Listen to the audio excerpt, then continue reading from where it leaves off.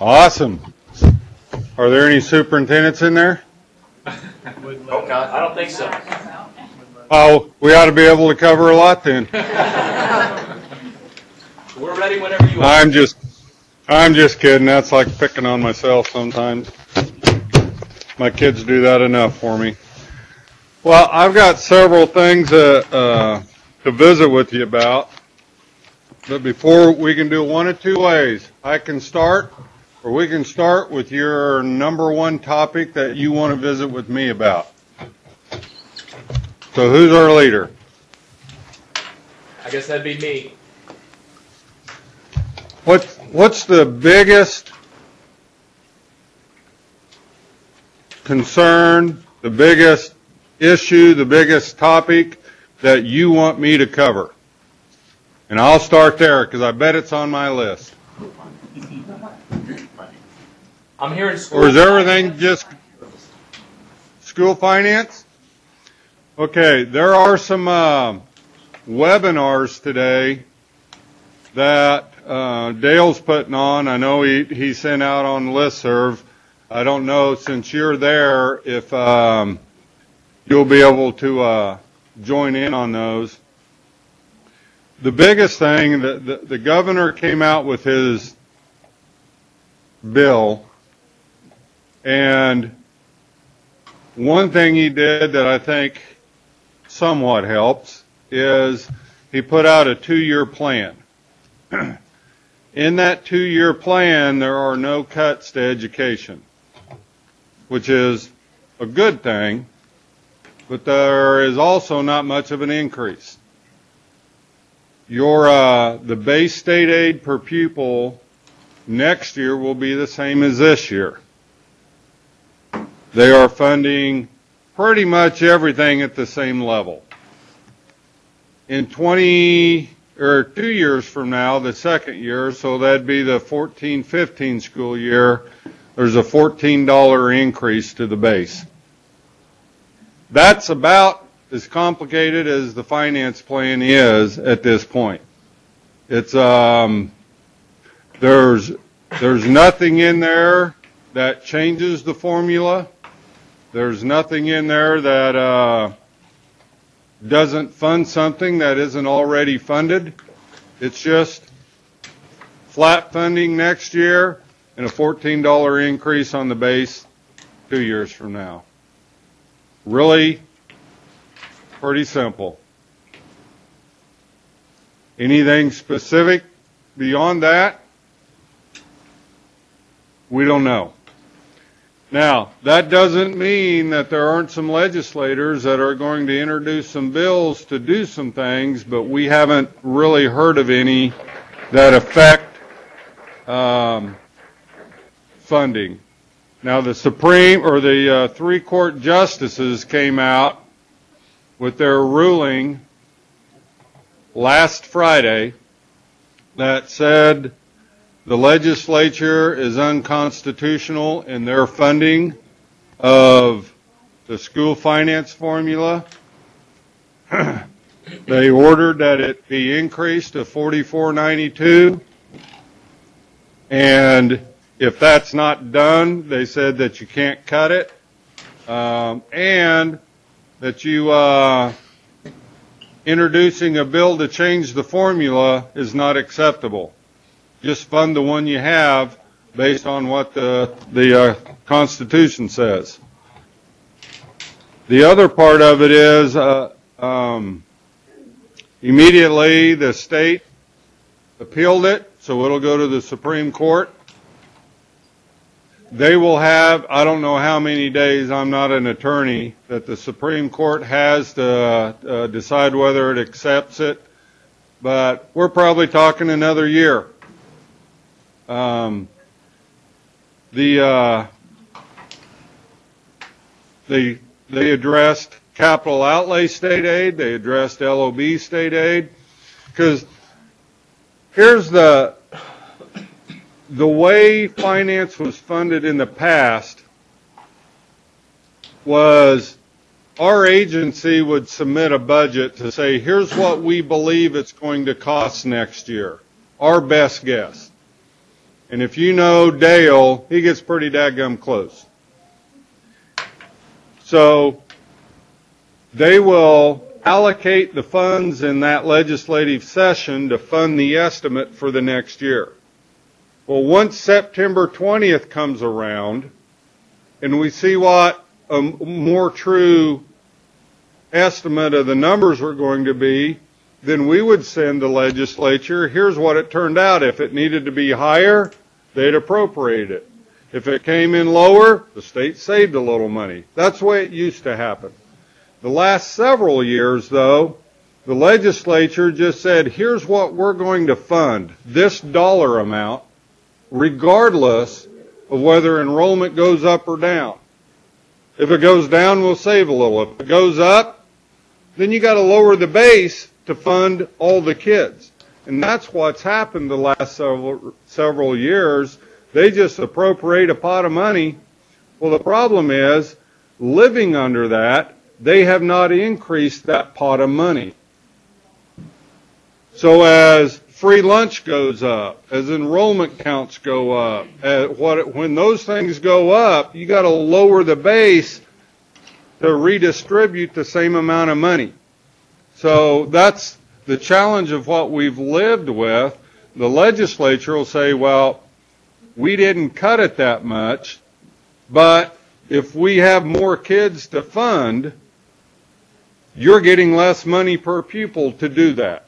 So that's the struggle with the new system or the way that they choose to fund education. They just say, here's a pot of money.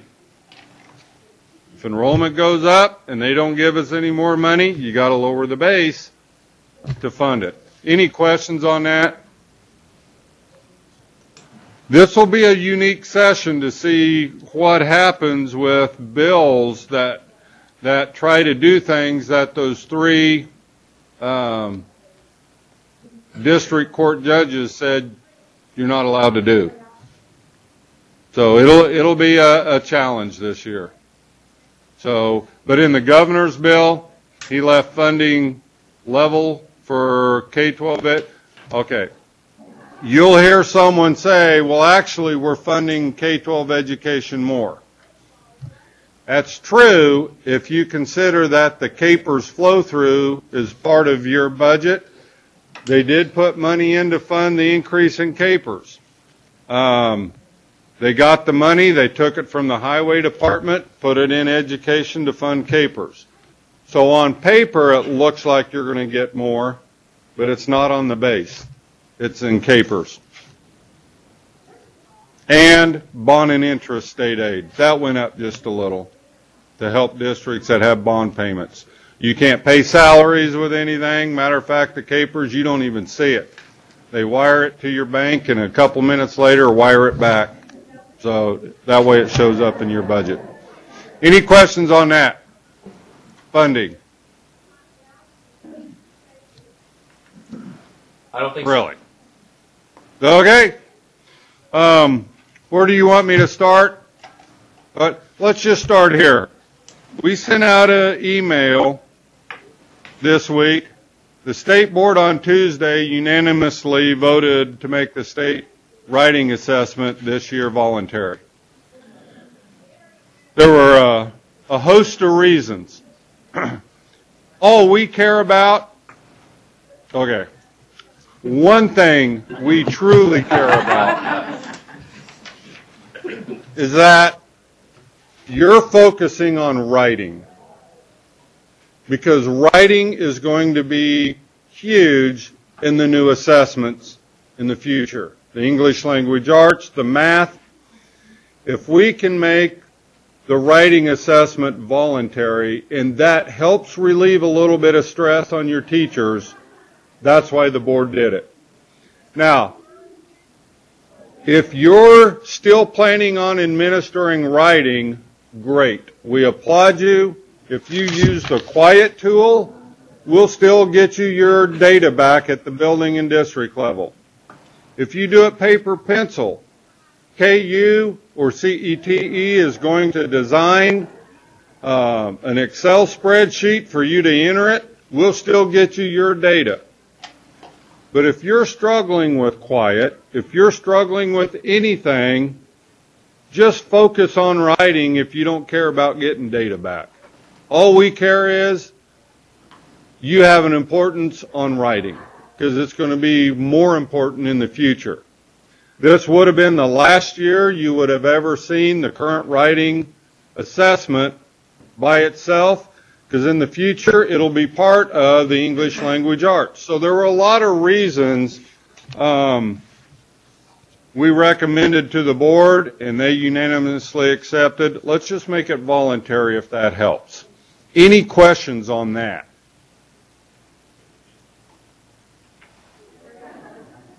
Okay, who told the group no questions are allowed? All right, so we're going to move on.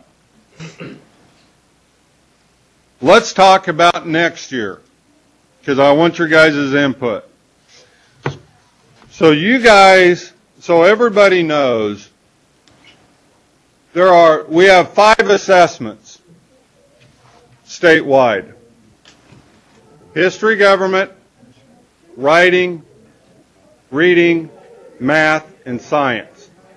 Of those 5, 3 of them are required to be administered by the U.S. Department of Ed. The other 2, the writing and the history government, we have flexibility in Kansas. That's why the board made the writing one voluntary. We have to administer reading, math, and science. Next year, well, first, let's talk about what happens with the data when you take this spring's assessments. Next year, you're going to get a report card that looks totally different than you've ever seen. It'll have the 4 AMOs. We will not be doing AYP anymore. You'll get those report cards. You'll look at them, learn whatever you can from it. It'll give you achievement based on an API, Assessment Performance Index, reflecting growth in all performance categories. You'll get a gap score. You'll get a percent of non-proficient, or the percent of students still non-proficient, not above proficient, but how many kids you still have below proficient. You'll get a growth look at your data. You will not be able to compare one school to the next because every school will have their unique data. And here, about the end of this month, and I'm going to show you some samples, we're going to give you what your AMOs are. Now, does everybody know what I mean when I say AMO?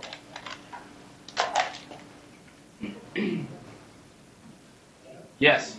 That's the new language that replaced your old AYP target. Now you're going to have 4 annual measurable objectives. We're going to send those to you here at the end of this month. Nick, I'm going to show you a couple examples.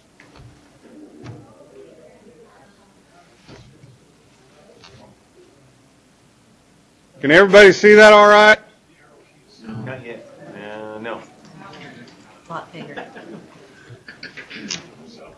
Needs to be bigger. Pretty hard to read, Brad. Make it bigger on this side. Is that better? Yeah. A little bit.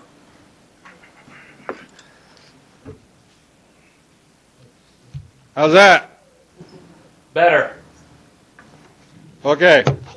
Here's what you're going to see. Now, this is going to be on the authenticated app web page, just like when you go do your building principal reports, any of those. The only people that'll have access to this are whoever your superintendent says has access, like your principals, your curriculum leaders, whatever. This is the API, and every one of your buildings will have one of these. And what you'll see is, you'll see prior year's data And then we took your 2012 API score and we gave you an AMO. It's no longer that every building in the state has to hit the same AMO. Now this is just an example here. And what we look at is, over time, where did you start? How did you get to where you're at? And then what's your goal this year? And we'll show you what your 13 reading AMO is and what your 2013 math AMO is. Does that make sense? Yes. You know, we have 4 AMOs. This is your reading and math achievement based on the Assessment Performance Index. You're also going to have one for reducing non-proficient in reading and math. So let's say this is just a sample. Let's say this building in 2012, 18.9% of their kids were below proficient. All right? The goal is to reduce it in half over 6 years. So if you take 18.9, divide that in half, spread it out over 6 years, that's your annual goal. So your target is to go from 18.9 to 17.5. There's a gap reduction one. Says here's what your gap was in 2012. Your goal is to reduce it in half over 6 years. So then you break it down. Well, what would your gap reduction be in the first year? So we're going to send out a bunch of information next week with, you can go back, with, those are just samples of what you're actually going to see. That way, when you take the reading and math assessments this year, you know what all 4 of your goals are going to be. And again, it is statistically impossible for you to meet all 4. It wasn't designed that way. It was designed that you could meet one of the 4. You already have some buildings that are high achieving. You have some that weren't hitting the old targets but were showing growth. They'll have that one. So we'll get those goals out, those AMOs to you here at the end of the month. You'll take this assessments this spring. Next year we're going to report to you your achievement on all 4 of those in reading and all 4 of them in math. But here's the thing. We went to the board, the state board was here Tuesday and Wednesday. Tuesday afternoon, we presented to them that we're going to bring a recommendation to them in February that for QPA purposes, remember, the whole waiver was about Title I schools. That's about 650 of our schools. The other 700 schools in Kansas that are not Title I live under QPA. That still has the performance, the P, still has the old AYP targets in it. We're recommending to the board for action in February to take the AYP targets out, replace them with the 4 AMOs, and then next October when we send out the report cards, you look at your data, but we don't make determinations off of it. Every building in the state is accredited. You just maintain your status and you focus on next year your final transition to Common Core standards or college ready standards, working on teacher leader evaluation instruments, MTSS. We want you focusing on instruction. The last thing we want you doing is, how do I improve my test scores on an assessment that is geared predominantly towards retired standards? Does that make sense? Questions on that before I ask you another question? We will not be doing standard of excellence. We met with the Council of Superintendents yesterday afternoon after the board meeting to say, hey, standard of excellence is based on, first, did you make AYP? We're not doing AYP anymore. Second, we had grade levels, 3rd grade, 4th grade, 5th grade, 6th grade. We won't be reporting grade level data anymore. Your report cards are, how is your building doing? Now, you're going to get a lot more rich assessment data on the authenticated application like you used to. But what we make public is building level. We're not doing grade level. And we talked to the superintendents and said we could still do some kind of standard of excellence. But the problem with what we're hearing is we have people right now looking at this spring's assessment and saying, hey, we want to update the banners in our gym, so we got to do really well, so we got to stop what we're doing, transitioning to college-ready standards, Common Core standards, all that, to get ready for this test so we can update the banner in our gym. And we're like, we don't want you focusing on this spring's test to teach to the retired standards. So we will not be doing standard of excellence. We're moving away from that in the old assessment.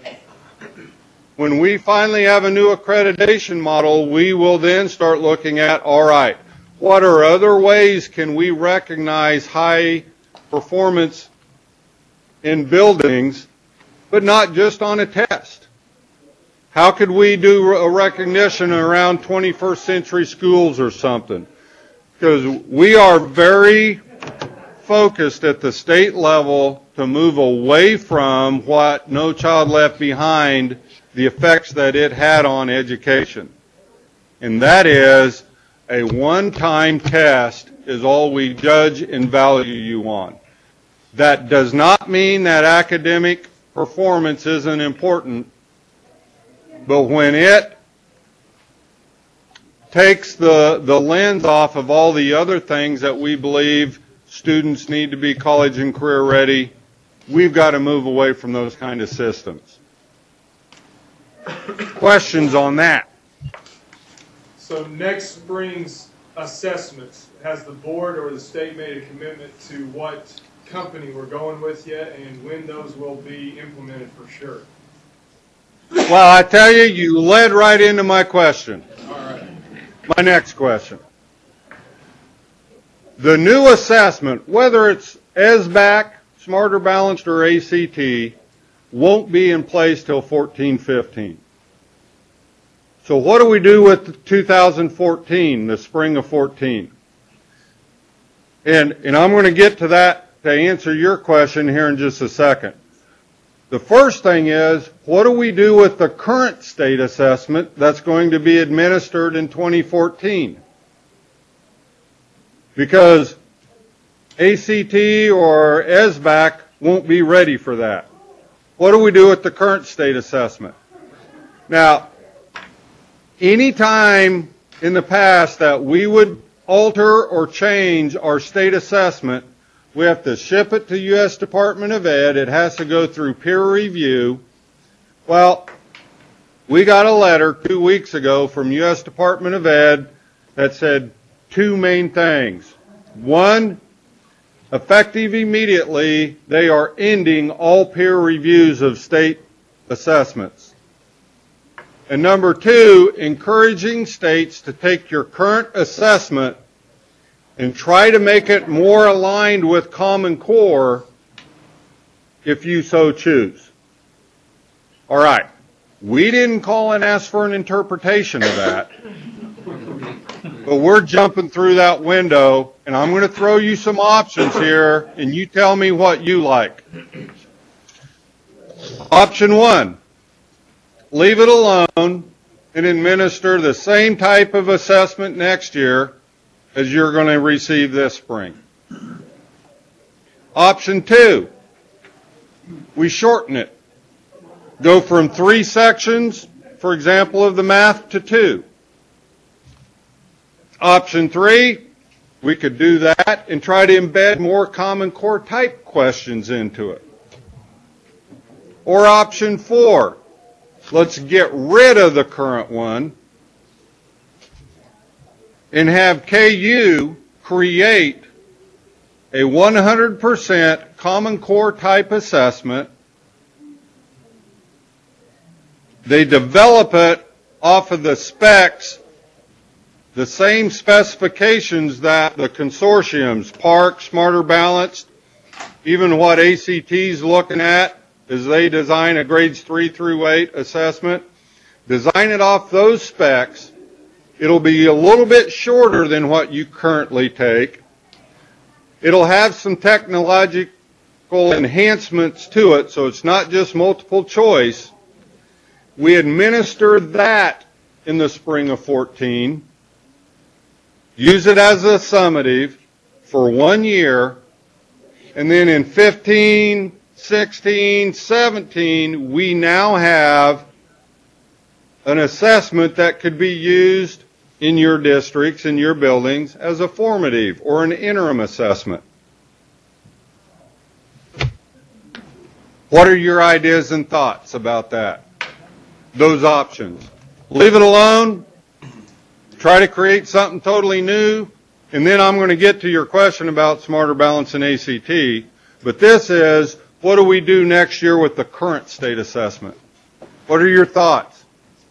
Is there an option to use ACT and PASS and Explore? We don't believe the letter that they gave us allows us to dump a state. Because here's what U.S. Department of Ed requires.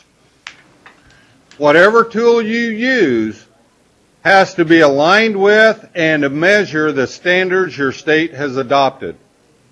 We've adopted Common Core. The ACT is not, it has a college readiness measure, but it is not aligned, the high school ACT is not aligned to Common Core standards. So we don't believe that they would allow us to do that. Now, we could just say, which we know they're not going to allow, you give any assessment that has a college, that is validated nationally, that has a college-ready score and is aligned to Common Core standards. Well, the problem is ACT is developing one, just like Smarter Balance, that are aligned to Common Core standards at grades 3 through 8.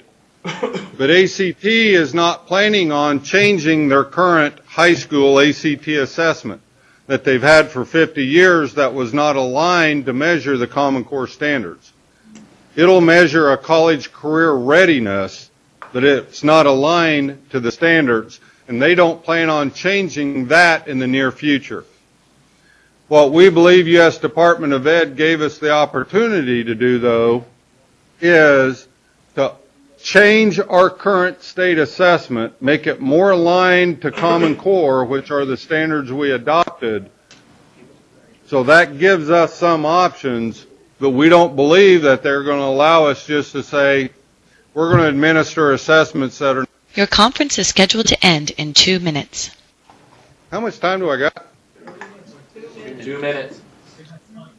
2 minutes. By the way, that lady doesn't work here. I don't know who she is. Have these options been shared with the superintendents? We met with them yesterday and shared them with them. We shared them with curriculum leaders. So here's what the reason the third or fourth option about creating a new one seems to have a little sex appeal to it. We've already been having conversations with KU about 2 to 3 years from now, having some kind of a formative interim assessment that is aligned to Common Core standards, has some technological enhancements to it that you can use as a formative or an interim. We've already been having that conversation.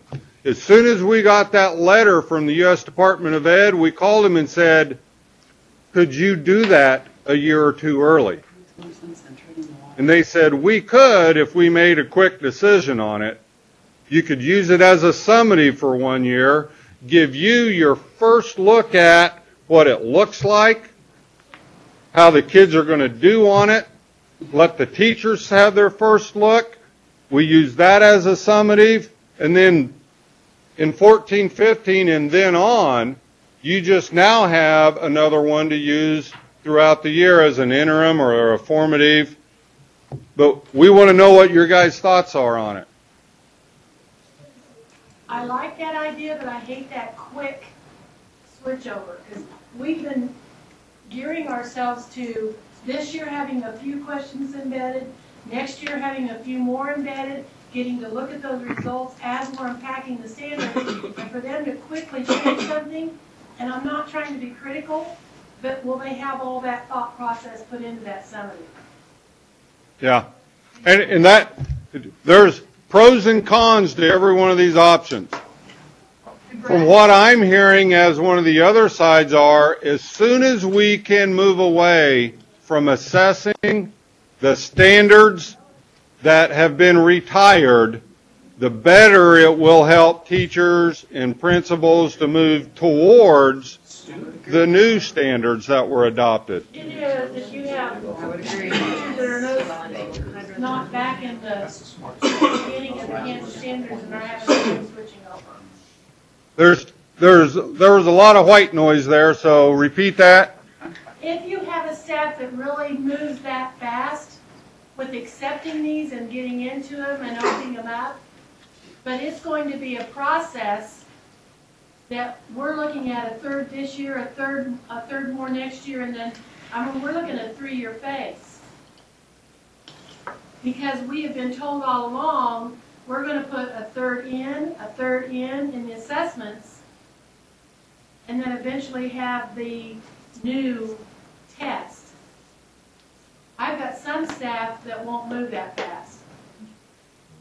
Well, and it's not a question about how fast they move.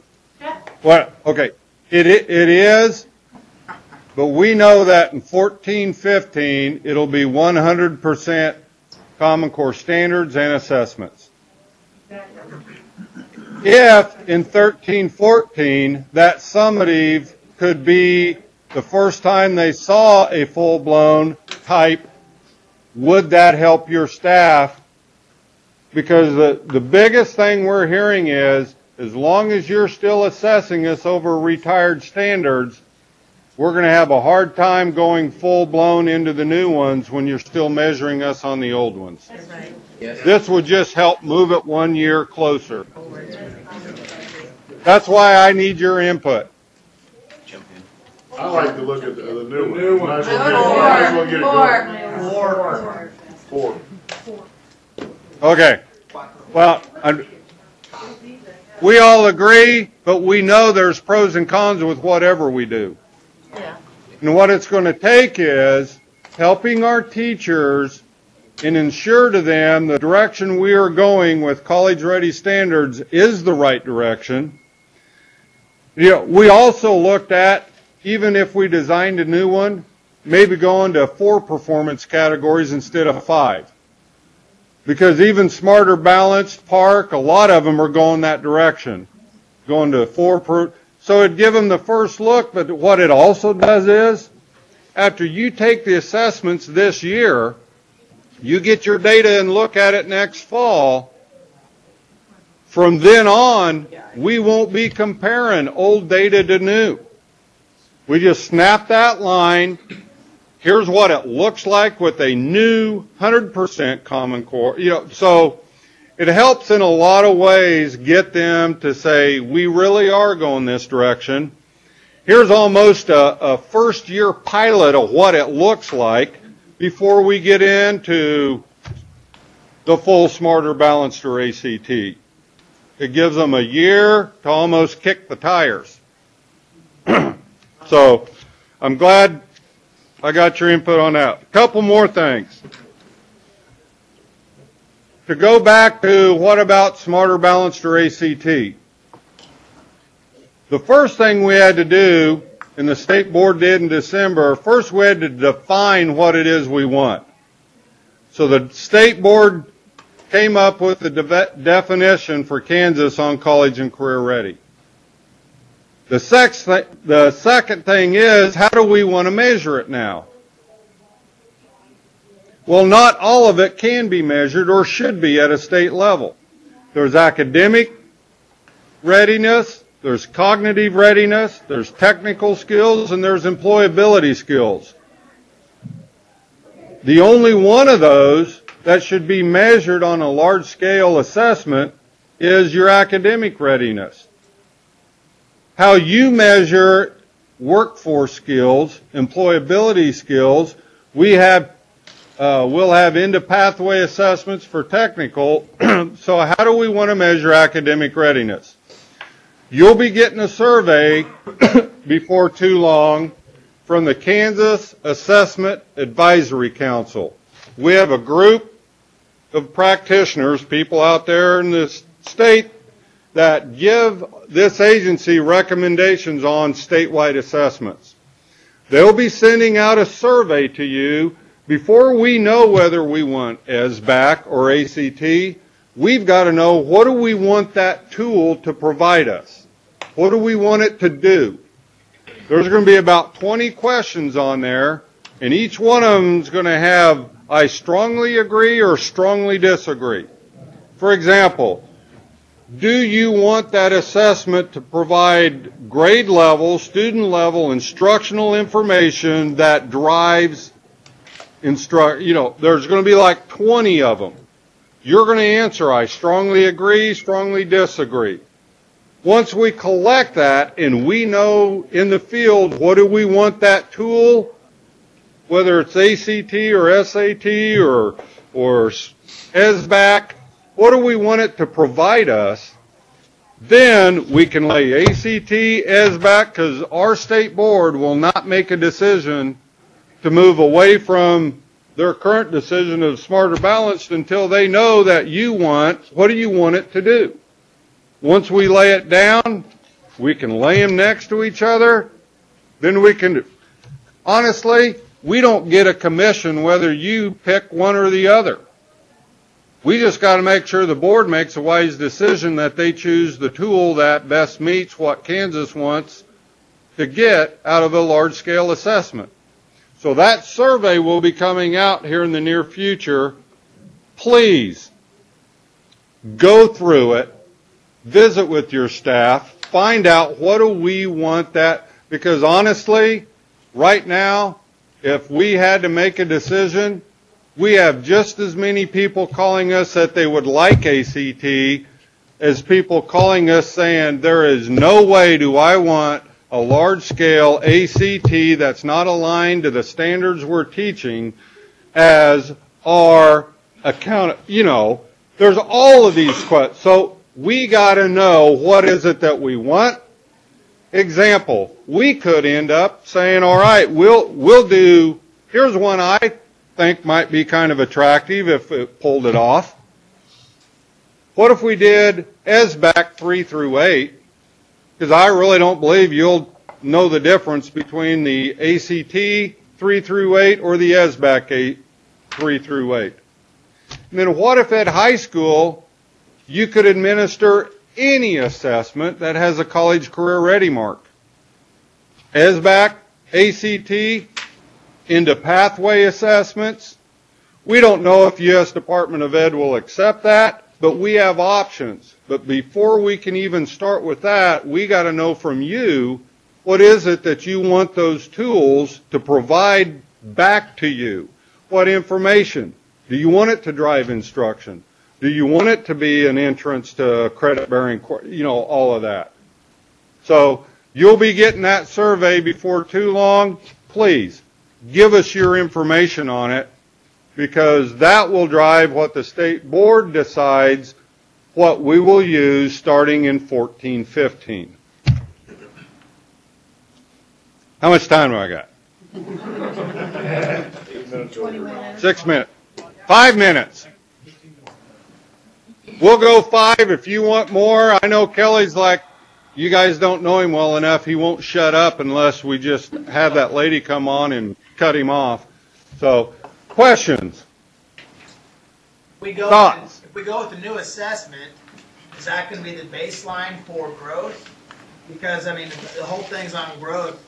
Is that where are we going to get our first set of scores to grow from? Are they going to use back scores and try to, Right. Since it's different, we're not comparing apples to apples. Great question. The first year that we administer a 100% Common Core assessment that then has a college and career ready watermark on it, this score, whatever it is, we will start fresh. All old data put in a file cabinet. Yes. Because you can't, yeah, we could come up with something that might look like growth, but it's off of you can't compare a grade level, you can't compare the old standards to the new with growth. So we'll have to start fresh. So it might take a few years. That's the challenge with the transition we're doing. But the whole goal is, in the future, we have college-ready standards, a tool to measure those standards, and how are kids growing. That's the difference the waiver allows us. It's no longer how did a kid do just 1 year. It's how are kids doing over time, and we'll be away from every kid has to hit the same target. Every building has to hit the same target. What we focus on is how are we growing over time. And when we move to 14-15, or even if we do something different next spring, there will be that natural you can't compare, and we have to, you can't have growth. We're designing growth for when we're full into it, we can start showing growth. So, great question. What else?